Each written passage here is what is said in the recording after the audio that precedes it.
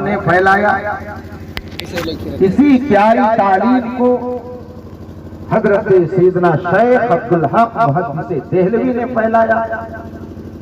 یہی پاکیزہ تعلیم حضرت محبوب الہی حضرت سیدنا قطب الدین بختیار کاکی، حضرت سیدنا کلیم اللہ جہان آبادی، حضرت سیدنا شاہ عبدالعزیز محدث دہلوی، یہی پیاری تعلیم حضور سیدنا مجدد الفسانی، وہی پیاری تعلیم حضرت سیدنا مخدوم اشرف جہانگیر سمنانی، وہی پیاری تعلیم حضرت سیدنا مخدوم جہانیہ جہاں گشت، وہی پیاری تعلیم حضرت سیدنا صابر پیا کلیری.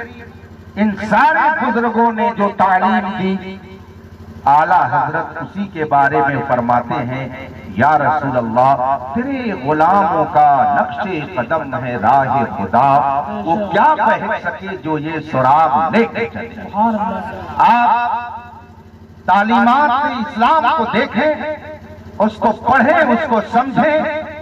عقیدہ اپنی طبیعت سے نہیں بن سکتا ہے، عقیدہ کتاب و سنت کی روشنی میں بن سکتا ہے.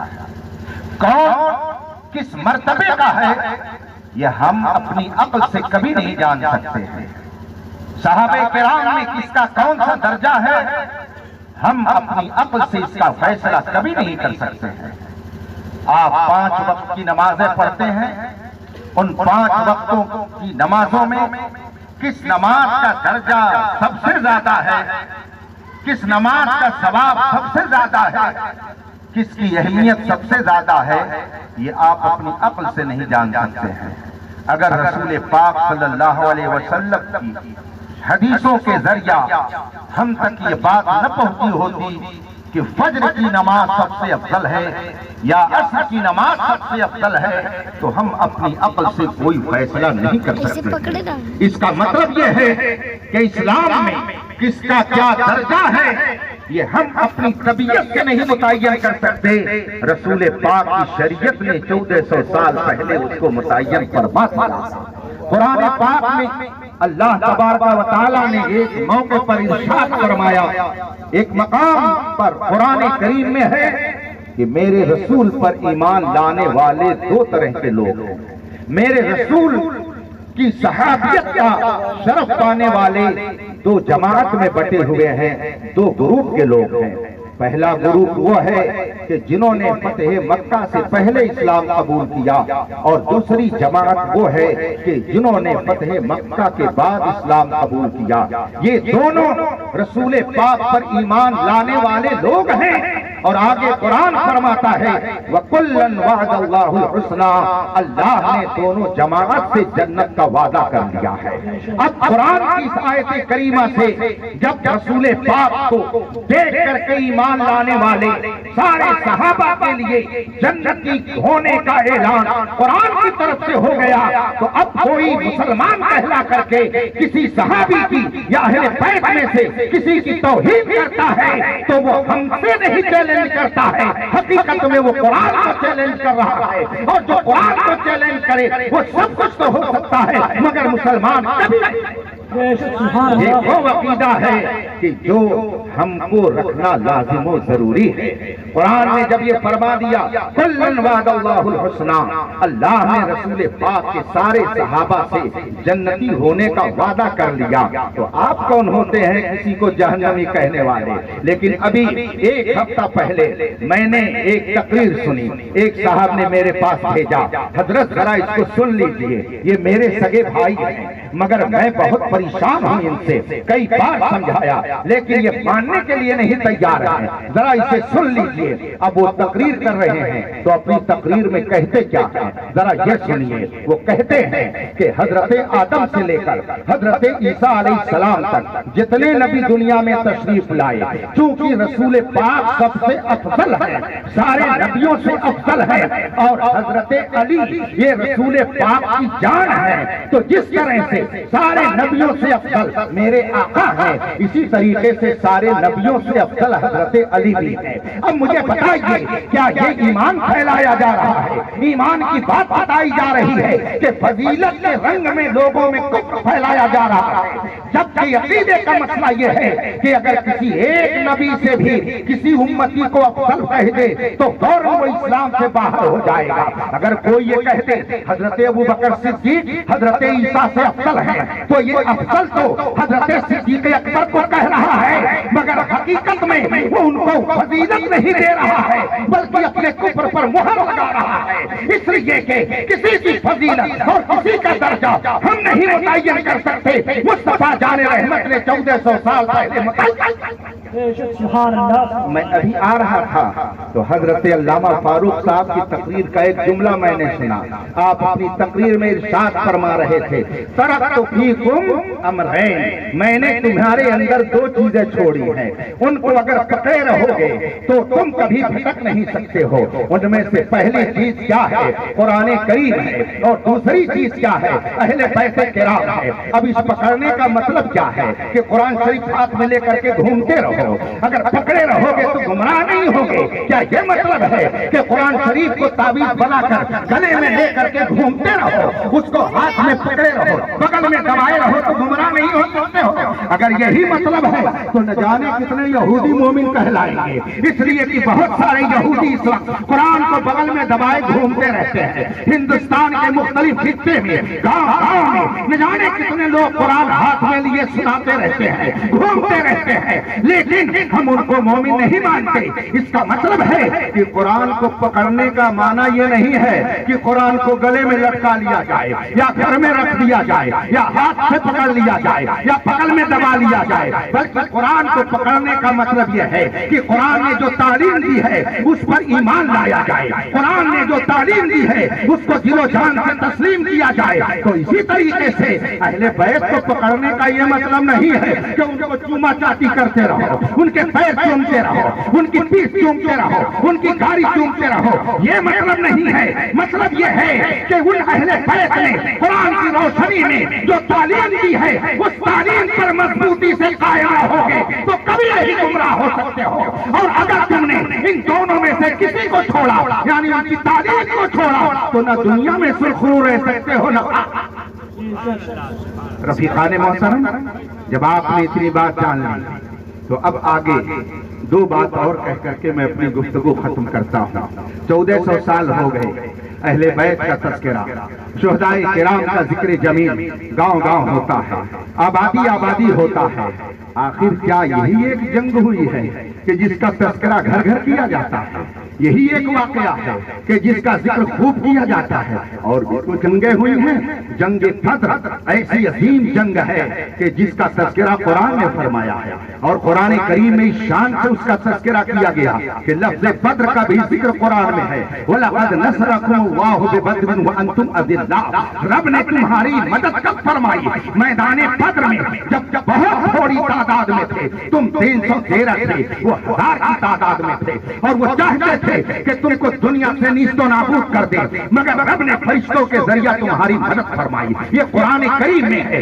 میدان بدر میں جو صحابہ کرام تشریف لے گئے اور جنگ بدر میں جنہوں نے شرکت کی، رسول پاک نے سب کے جنتی ہونے کی بشارت عطا فرما دی ہے۔ یہ بدری صحابی ہے۔ بدر میں شرکت یہ اتنی بڑی فضیلت ہے کہ اگر لکھ دیا گیا یہ بدری صحابی ہے تو آگے چنو چرا کرنے کی کسی کو گنجائش رہ جاتی ہے۔ ایسی عظیم جنگ ہے۔ جنگ احد کا معاملہ مجھ سے زیادہ آپ کتابوں میں پڑھے ہوں گے۔ حضرت سیدنا امیر حمزہ وہ ہیں کہ جن کے کلیجے کو نکال کر کے ایک خاتون نے کچا چبایا ہے، اور آپ کے سر مقدس سے کودا نکال کر کے اس میں شراب پی ہے۔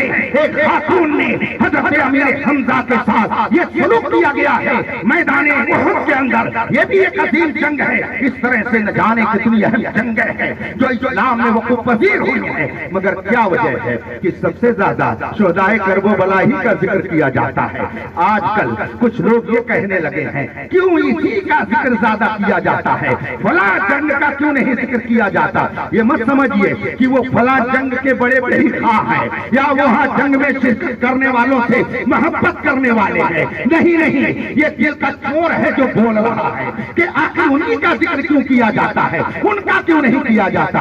آپ مجھ کو بتائیے, رسول پاک صلی اللہ علیہ وسلم کی شہزادیاں کئی ایک ہیں, مگر سب سے زیادہ ذکر کس کا کیا جاتا ہے؟ حضرت بی بی فاطمہ کا. اب اگر کوئی کہے کہ جب اور ان کی شہزادیاں ہیں تو تم انہی کا ذکر کیوں کرتے ہو, تو یہ مت سمجھیے گا کہ اس آدمی کو ان تینوں سے زیادہ محبت ہے. نہیں, بلکہ ادھر سے کچھ دل میں چور چھپا ہوا ہے کہ انہی کا ذکر کیوں کرتے ہو. بے شک صحابہ کرام 1,24,000 صحابہ کرام ہیں, مگر ان سارے صحابہ میں بلکہ نبیوں کے بعد سارے انسانوں میں سب سے افضل رتبہ حضرت سیدنا صدیق اکبر کا ہے. آپ خطبے میں بھی سنتے ہیں جمعہ کو, ان افضل البشر بعد الانبیاء بالتحقیق سیدنا و مولانا ابی بکر صدیق. سب سے افضل انسان نبیوں کے بعد حضرت سیدنا صدیق اکبر ہے. سارے انسانوں میں نبیوں کے بعد سب سے افضل رتبہ حضرت سیدنا صدیق اکبر کا ہے. مگر مجھے آپ بتائیے کہ سب سے زیادہ ذکر کس کا کیا جاتا ہے؟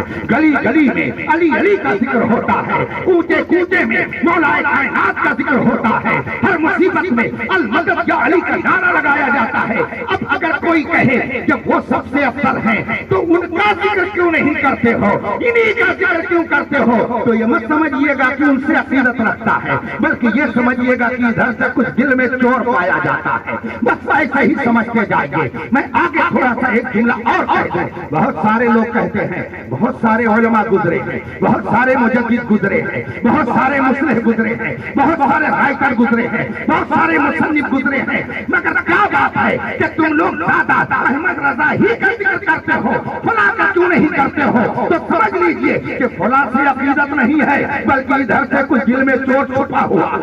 بات یہ ہے کہ فضیلت اور چیز ہے اور شہرت اور چیز ہے.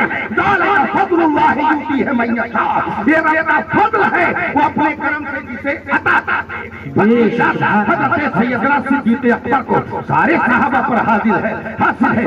یہ رتبہ اللہ نے, یہ نعمت اللہ نے انہیں دی, مگر شہرت کی نعمت حضرت مولا کائنات کو دے دی. ساری جنگ اسلام میں سارے غزوات ہوئے, مگر شہرت شہدائے کرب و بلا کی جنگ کی ہوئی. تو اب یہ اللہ کی نعمت ہے جسے اللہ چاہتا ہے عطا کرتا ہے. آج ہم اور آپ برسہ برس سے یہ جو ذکر شہدائے کرب و بلا کرتے ہیں, بات لمبی ہو جا رہی ہے. میں اپنی گفتگو کو بس ایک بات کہہ کے ختم کر دیتا ہوں. جنگ بدر, جنگ احد, جنگ خندق اور بھی بہت ساری جنگیں جب ہوئیں تو اس کی نوعیت الگ تھی, اس کی کیفیت الگ تھی. ایک طرف تھے اہل ایمان اور دوسری طرف تھے اہل کفر. ایک طرف مسلم, دوسری طرف غیر مسلم. ایک طرف مسلمان, ایک طرف کافر. کھلا معاملہ تھا. اس لیے ان جنگوں میں جو کچھ ہوا کتاب میں موجود ہے اور سب اس کو جانتے ہیں کہ ایمان اور کفر میں جنگ تو چلی آئی ہے. ڈاکٹر اقبال نے کہا ہے, ستیزہ کار رہا ہے ازل سے تا امروز, چراغ مصطفی سے شرار بولہبی. جنگ بدر میں ایک طرف بالکل کھلے ہوئے, ایک دم اندر سے باہر تک مومن اور ایک طرف اندر سے باہر تک غیر مومن تھے. تو وہ جنگیں ایسی ہوئی, وہ غزوات ایسے ہوئے کہ جس میں کسی طرح کا کوئی اشتباہ نہیں, کوئی شبہ نہیں کہ ادھر اپنے ہیں ادھر غیر ہیں. لیکن جو جنگ بدر, جنگیں جو کربلا میں جنگ ہوئی, میدان کربلا میں جو غزوات, ان جنگوں سے الگ تھی. ادھر بھی داڑھی ادھر بھی داڑھی, ادھر بھی نماز ادھر بھی نماز, ادھر بھی اللہ والے ادھر بھی کلمہ پڑھنے والے, دونوں طرف بظاہر ایک نظر آ رہے ہیں. تو علماء نے چاہا کہ اس جنگ کا تذکرہ زیادہ کیا جائے تاکہ لوگوں کو شبہ نہ ہونے پائے کہ ہر داڑھی والا حسینی ہوگا, لوگوں کو شبہ نہ ہونے پائے. کوئی آج یزیدی نظریے کا داڑھی ٹوپی کرتے میں آئے تو اس کو بھی کبھی تم حسینیہ سمجھ لینا, بلکہ اس کو یزیدی ہی سمجھنا اور اس سے ایسے ہی قطعی تعلق رکھنا جیسے کہ حسین کے مقابل میں آنے والے یزیدیوں سے قطعی تعلق. بیش سبحان اللہ. نعرہ تکبیر, نعرہ رسالت, ذکر شہدائے नारे तकबीर, नारे रिसालत। یہ بتائیے کیا آپ میں سے کوئی یہ جرات کرے گا کہ ہم یزید کی برائی کریں تو وہ کہے مولانا چپ ہو جائیے؟ کوئی یہ جرات کرے گا؟ سب سمجھ جائیں گے کہ یہ حسینی نہیں ہے، حسینیوں کے بیچ میں آ کر کے کوئی یزیدی گھسا ہوا ہے، ورنہ یزید کی ہم برائی کریں تو وہ روکے کیوں؟ دنیا جانتی ہے کہ یزید برا تھا، دنیا جانتی ہے کہ وہ امام حسین کے مقابلے میں آیا تھا، دنیا جانتی ہے کہ اگرچہ وہ کلمہ پڑھتا تھا مگر سیدنا امام علی مقام رضی اللہ تعالی عنہ کے قتل کی ذمہ داری اس کے گردن پر جاتی ہے، دنیا جانتی ہے۔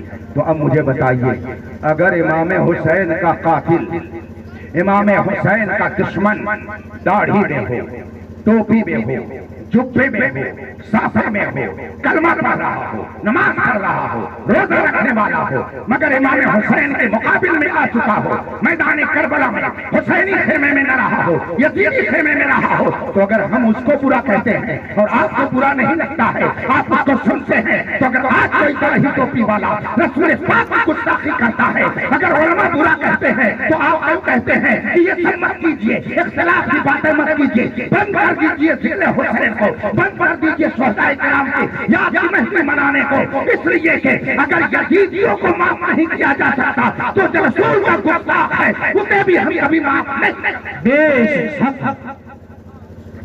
سبحان اللہ۔ یہ واقعہ کربلا بار بار اسی لیے بیان کیا جاتا ہے کہ دونوں طرف داڑھی، مگر ہر داڑھی قابل احترام نہیں، ہر نمازی قابل احترام، تو اگر امام حسین کا دشمن قابل قبول نہیں تو جو رسول پاک کا دشمن ہے وہ بھی قابل قبول نہیں، چاہے داڑھی میں آئے، چاہے ٹوپی میں آئے، چاہے جبے میں آئے، چاہے صافے میں آئے۔ بہت سے لوگ کہتے ہیں مولانا صاحب آپ لوگ تو وہابی دیوبندی کر دیتے ہیں، گڑبڑ ہو جاتا ہے، مگر آپ یہ نہیں کہتے ہیں کہ یزیدی تابعین تھے، وہ دور تابعین تھا، حضرت امام علی مقام صحابی ہیں، اور صحابی کو جو دیکھے ایمان کی حالت میں وہ تابعی ہے، تو ادھر جو مقابل میں آئے تھے وہ سب صحابی کو دیکھ رہے تھے، اور وہ سب غیر مسلم نہیں تھے، سب کلمہ پڑھ رہے تھے، اس میں نہ جانے کتنے تابعی رہے ہوں گے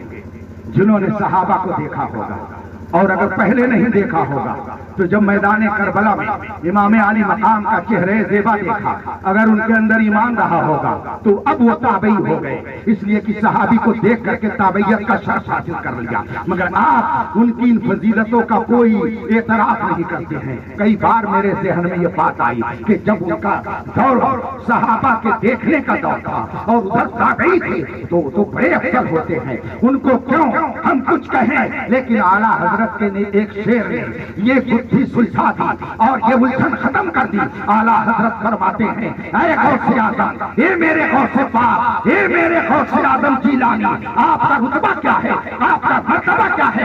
ہزاروں تابعی سے تو فضوتر وہ طبقہ مجملاً فاضل ہے یا غوث۔ یہ غوث اعظم ہم جو یہ کہتے ہیں کہ تابعی افضل ہوتے ہیں، اس کا مطلب یہ نہیں ہے کہ ہر فرد افضل ہے، بلکہ اجمالاً اس طبقے کو ہم افضل کہتے ہیں، ورنہ ہزاروں تابعی ایسے ہیں کہ غوث اعظم آپ کا رتبہ ان تابعیوں سے بھی بڑھا۔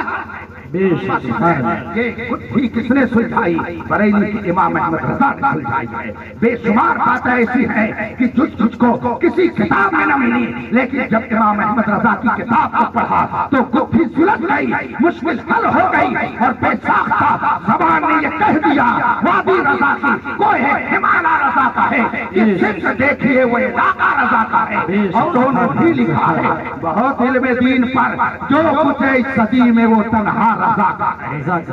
سبحان اللہ، سبحان اللہ۔ بہت فقان محترم، یہ ہم لوگ جو بار بار ذکر شہدائے کرام کرتے ہیں اس میں یہی نکتہ ہے کہ ادھر بھی داڑھی والے تھے، مگر ہر داڑھی والا قابل تعریف نہیں ہوتا ہے۔ اہل بیت کا دشمن داڑھی والا اگر ہو، امام حسین کا قاتل اگر داڑھی میں آئے تو وہ قابل مذمت ہے، ہم اس کی تعریف نہیں کر سکتے ہیں۔ تو جو رسول پاک کی شان میں گستاخی کرے، اللہ کی شان میں گستاخی کرے، ہم اس کو بھی کبھی قبول اس لیے اگر علماء آپ کے سامنے کہیں کہ فلاں ایسا ہے، قادیانی ایسے ہیں، مرزائی ایسے ہیں، دیوبندی ایسے ہیں، وہابی ایسے ہیں، تو آپ کھڑے ہو کر کے بعد میں یہ مت کہیے گا آئے تھے سنی وہابی لگانے. نہیں، چمکتا جو نظر آئی وہ سب سونا نہیں ہوتا. اگر دنیا میں رہنا ہے تو کچھ پہچان پیدا کر. جس طریقے سے کلمہ کی رٹ لگا کر کے نہ جانے کتنے لوگ رسول پاک کے دشمن ہو رہے ہیں، اسی طریقے سے یاد رکھیے گا نہ جانے کتنے لوگ یا حسین اور یا علی کہہ کر کے اسلام کے دشمن ہو رہے ہیں. ظاہر سی بات ہے کہ جو یا علی کہے اور کہے علی نبیوں سے افضل ہیں، وہ سب کچھ ہو گیا مگر وہ مسلمان نہیں رہ گیا. اس لیے ایسی بات زبان سے نہ نکالیے گا کہ جس سے آپ کا ایمان خود ہی برباد ہو جائے. ہر افضل کی افضلیت کو تسلیم کرنا ہے، لیکن بس اسی طرح سے جس طرح رسول پاک نے ہمیں درس دیا ہے. حسن و حسین جنتی جوانوں کے سردار ہیں، تو جسے جنت میں جانے کا خیال ہو وہ ان کو سردار مانے، اور جو جنت میں نہ جانا چاہے وہ یزید کو امیر المومنین کہے. آپ کو تعجب نہیں ہونا چاہیے.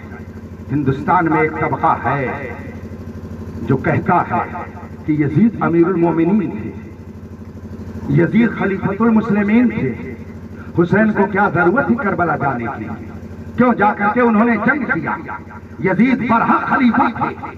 اور ایسے لوگ ایسا نہیں ہے کہ آپ کے علاقے میں نہیں ہیں، آپ کے ڈر سے چھپے رہتے ہیں کہ اگر ہم اپنا ظاہر کر دیں گے عقیدہ کہ ہم یزیدی ہیں تو یہ حسینی ہم کو یہاں رہنے نہیں دیں گے. ورنہ کتابوں میں وہی لکھتے ہیں کہ یزید برحق تھا. جانتے ہیں کہ عوام کتاب کہاں جا کر کے پڑھیں گے؟ عوام کو کیا پتا چلے گا کہ کتاب میں کیا لکھا ہے؟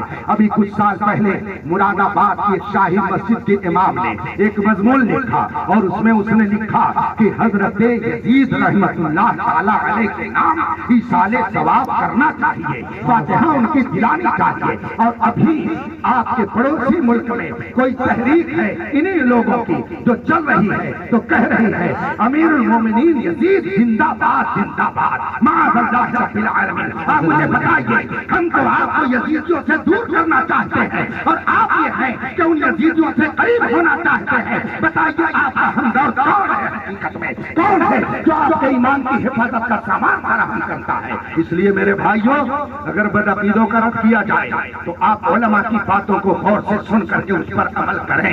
آپ حسینی ہیں تو کسی یزیدی سے آپ سمجھوتا نہیں کر سکتے، تو اگر آپ محمدی ہیں تو کسی گستاخ رسول سے سمجھوتا نہیں.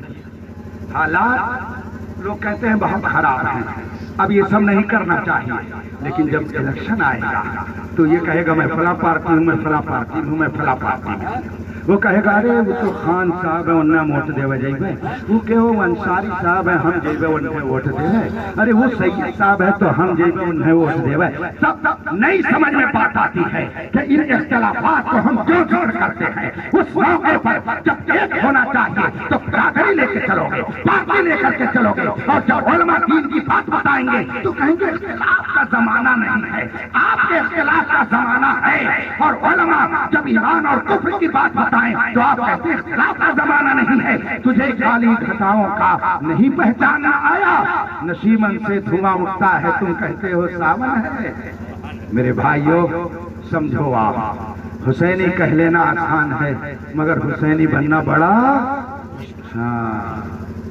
حلوہ خور مجنو کا واقعہ میں اس سے پہلے سنا چکا ہوں یہاں کہ حلوہ خور مجنو تو آپ کو 1000 مل جائیں گے، لیکن جب گوشت دینے کی باری آئے گی تو کوئی مجنو میدان میں نظر نہیں آئے گا. یہ واقعہ سنا چکا ہوں. آپ حسینی بن کے رہیے، اور حسینیت اس زمانے میں مسلک اعلیٰ حضرت کا نام ہے. جو اس کی مخالفت کرتا ہے وہ نہ اعلیٰ حضرت کا کچھ بگاڑتا ہے نہ کسی بزرگ کا کچھ بگاڑ رہا ہے، وہ اپنا ہی بگاڑ رہا ہے، چاہے وہ جس سلسلے کا ہو.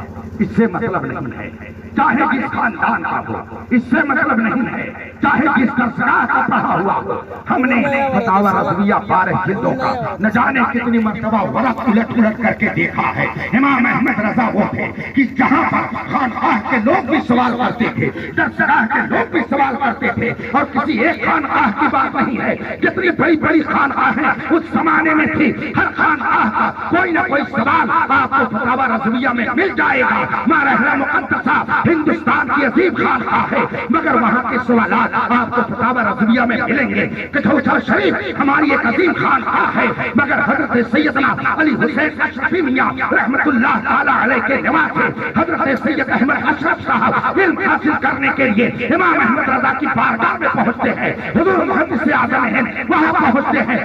بہار میں، بنگال میں نہ جانے کتنی خانقاہیں، سب نے سوال امام احمد رضا سے کیا ہے۔ فتاوی رضویہ میں پڑھ لیجیے اس کو۔ اس کا مطلب ہے سب کا اعتماد امام احمد رضا پر تھا کہ انہوں نے جو تعلیم دی ہے وہ وہی تعلیم ہے جسے ہم مذہب اہل سنت کہتے ہیں۔ قائم رہیے گا انشاءاللہ، یہاں بھی سرخرو رہیے گا اور وہاں بھی سرخرو رہیے گا۔